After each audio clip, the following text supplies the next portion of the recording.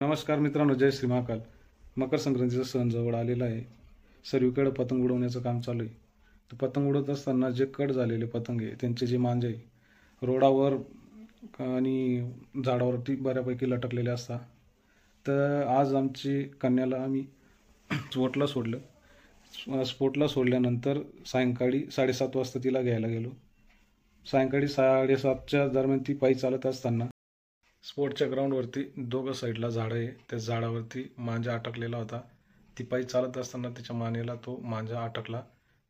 तिचा स्पीड पायीचा कमी असल्यामुळं ते लगेच लक्षात आलं आणि थोडं मानेजवळ तिला कापलं गेलं.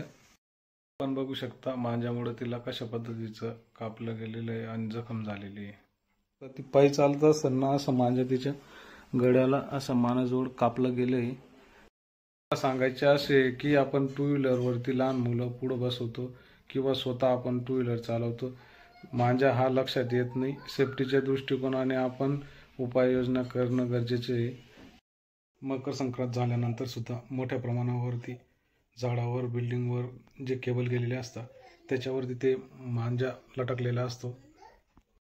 मला जो प्रसंग आलेला होता त्या अनुषंगाने किंवा अनुभवाने मी हा व्हिडिओ बनवला होता. आपल्या परिवाराची काळजी घ्या. जय श्री महाकाल.